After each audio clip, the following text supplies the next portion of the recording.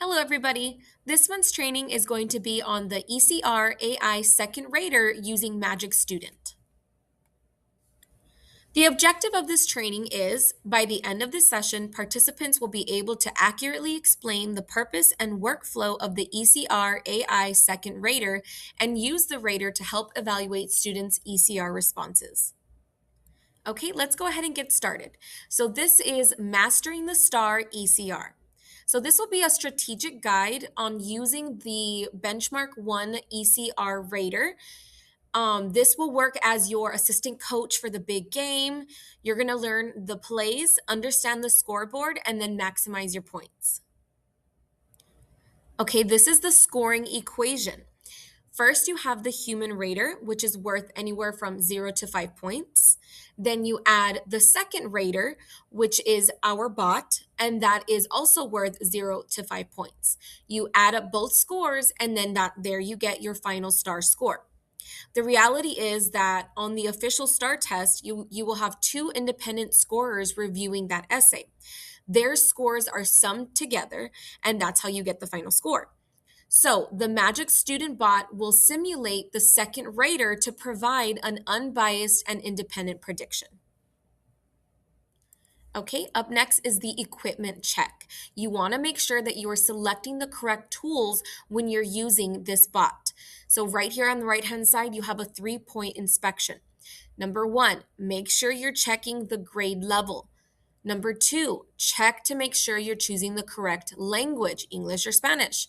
And number 3, make sure that you're checking the specific text title. It must match your reading passage.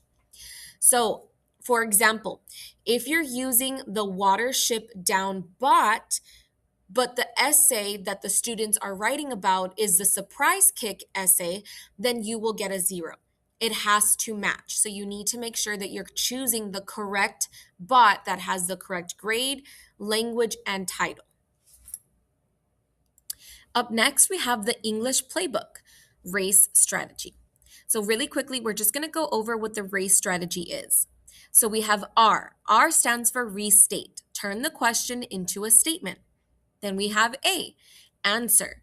Give your direct answer to the prompt. Then up next is C, cite. Use evidence, for example, according to paragraph blank. And then we have E, explain. Connect evidence to the answer.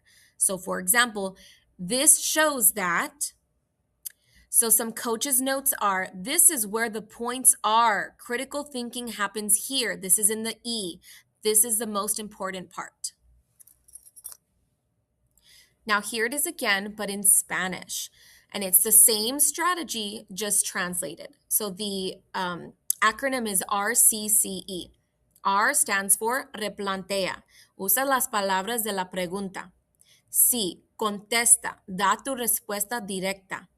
C, cita. En el párrafo X, el autor dice. And then E, explica. Esto demuestra que. So this is essential for our dual language success, and it matches the Organización y Desarrollo rubric requirements. So this is really great for our bilingual students. Okay, next we have the game winner, mastering the explain. So the explanation, like I mentioned earlier, is the most important part. This is where the critical thinking happens. But we do want to make sure that we are bridging our textual evidence and our answer together so that it flows seamlessly. So a great way to do that is by making sure that you have some sentence starters, those magic transitions. So some examples are, this shows that, or esto revela que, this proves, or esto nos dice que, this suggests, or lo cual significa. So these are some great sentence starters to make sure that you're bridging those two things together to create one flowing answer. Up next is the scoreboard. This is the 5-point rubric that we have for scoring our ECRs. The 3 points are for the organization and development. So did you answer the prompt? Is it organized? Meaning, did you follow the race strategy? Did you explain? Then you have the 2 points for conventions. Is there sentence construction?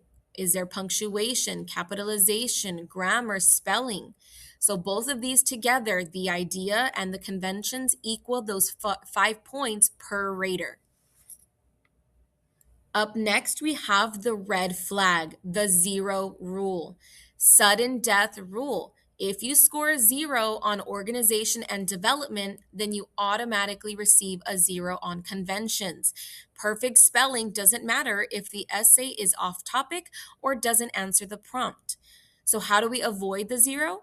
You need to, 1, make sure that you answer the specific question. 2, do not just summarize. And 3, use the correct language. Referee discretion. So this one is focusing on the convention's philosophy. So the important thing to know here is that you do not need 100% perfect grammar for full points. As long as there is still good meaning in the sentence, we're able to understand what the sentence is saying, then you can still get those full points. However, once the meaning is lost, once we don't understand what that sentence is trying to tell us, then there's no points. So here's a good example. On the left-hand side, the sentence says, "The baker baked bread." As you can see, the word baker and bread is misspelled. However, I'm still able to understand what the sentence is trying to say. The meaning is clear, so you can still get those 2 points there. But on the right-hand side, the sentence says, "The baker went to for do." Now here, the only thing misspelled is the word baker, but I don't understand what they're trying to say. The meaning is lost there. There's no way to get points there if you're not able to understand what they're trying to say in that sentence. Next, we have analyzing the game tape. This would be our bot feedback. Once you submit that ECR to the bot, it's gonna generate a score and some feedback for you. You're gonna want to look for the strengths first. This is the area that you want to tell the students to continue doing. That part is good. They don't need to make any changes there. At the end is where you'll notice the areas for improvement. This is the part that they want to focus on. They need to fix that area in it and improve that area. Once they've done so, they can, rewrite it, resubmit, and then you can see that it'll generate some feedback. So the feedback loop: read feedback, revise essay, resubmit, and then watch the score rise. Okay, up next, we've got the game highlight.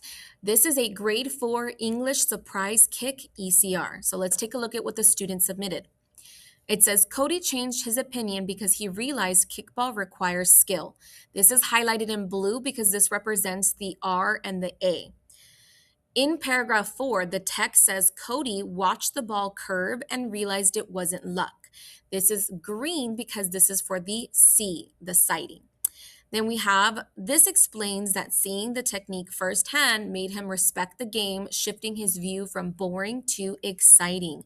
And there is our E, it's highlighted in orange or yellow. So this student has all sections, all parts, and everything sounds clear. There's some transition sentences. So this automatically gets them a 5 out of 5. And now here's an example of a response in Spanish. This is 3rd grade Spanish ECR.